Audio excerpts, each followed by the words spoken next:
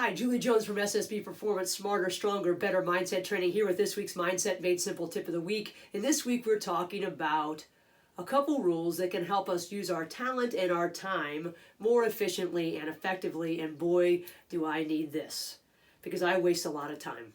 I waste a lot of time worrying about things that are probably never going to happen. I waste a lot of time thinking about things that I shoulda, coulda, woulda done. I waste a lot of time thinking, wow, what am I doing wasting all this time anymore? In fact, I think I used to get more done when I was only home a few days a week when I was coaching.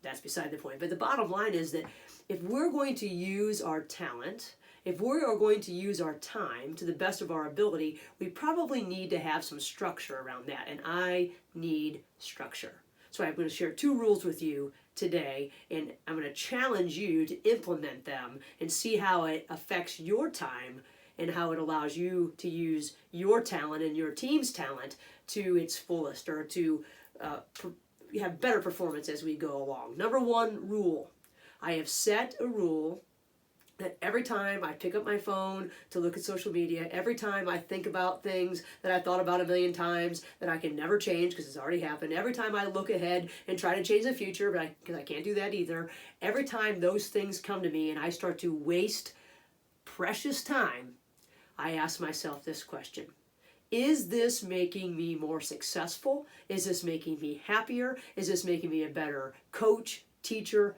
parent, spouse, friend? Is this making me better? I don't even have to get past the first one, really. I use one. This is the sort of the game stopper right here. Is this making me happier?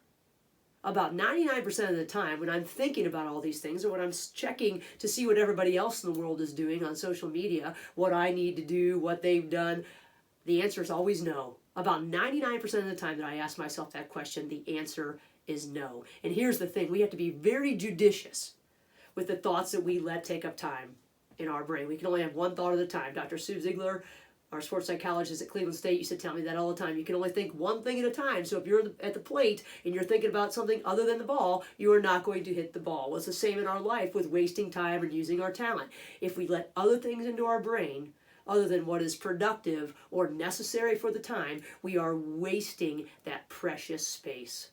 So that question of, is this making me better? Is it making me more successful? Is it making me happier? That's a great habit to get into, and I've used that a ton of times since I read it just recently. And like I said, I barely get past, is this making me happier? And the answer is almost always no. So I challenge you, as we go through the rest of this week, every time you start to go there, wherever there is, wherever's not here, ask yourself that question, and whatever variation works best for you. At the end of the week or during the week, put something in the chat. Go to ssbperformance.com and go to this week's blog, and down at the bottom you can put in a comment or shoot me an email, juliej@ssbperformance.com. Tell me what your question is and how it's working for you, because it's working really well for me, I have to say. Rule number two, make a done for the day list. And boy, do I need this too. I need to structure my days. I need to structure my days better. I've got a lot of things on the horizon for my coaching and to help teams like yours and businesses like yours, new projects that I have in the works, but they're just projects. They're not done yet. And if they don't get done, they're never going to benefit you or me. So I've got to have a done for the day list. What's a done for the day list? What do I need to do that can really move the needle today? What is my essential work going to be? As I start to think about this, I started really thinking about our players, or the people that work for us. How many of us really go to practice every day as players, not necessarily as coaches, and say, this is my intention for the day. This is what I want to get done for the day. Yes, they're going to go in and do whatever you have on the practice plan. And yes, we roll up to work or we walk to our basement and we know we have work to do. But do we intentionally say, this is, when I get this done, I will feel good.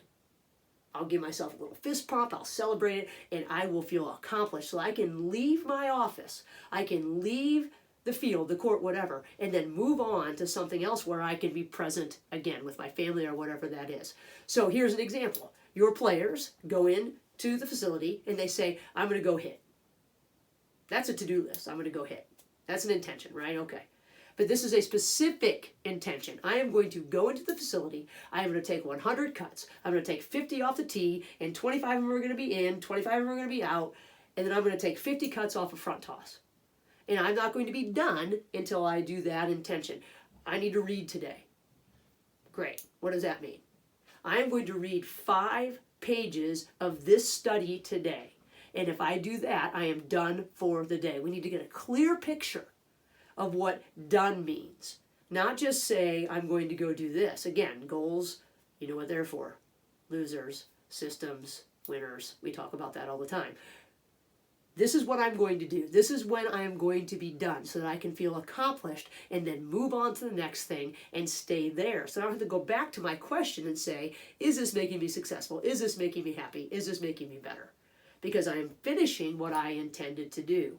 I celebrate, just like I do when I get the vacuum run in my house sometimes. Like, yes, so glad about that. One of the important things to me. But it's all about setting an intention, getting a clear picture of what done means, and then moving on to the next thing. So your second challenge for the week is write a done for the day list. What is your done for the day list? Not just moving things over. I needed to read today. I didn't read. Set 5. You can read 5 pages of a study. You have time for that. You can get 100 cuts and say specifically what they are. This is intentional and essential movement to make you move forward.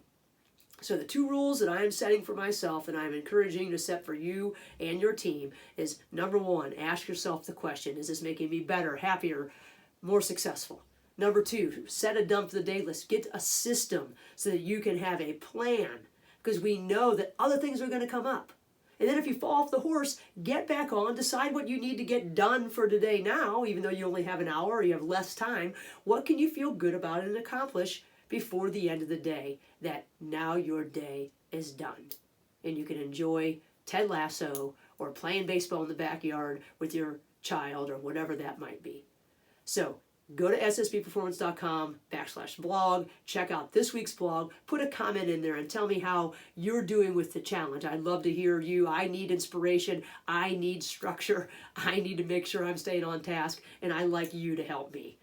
So until next week, manage your moments. That's what I'm trying to do. I'm trying to manage my moments better and use my talent to its fullest, and I know that's what you'd like to do as well. Until next week, let me know how it's going. Have a great week. Manage your moments.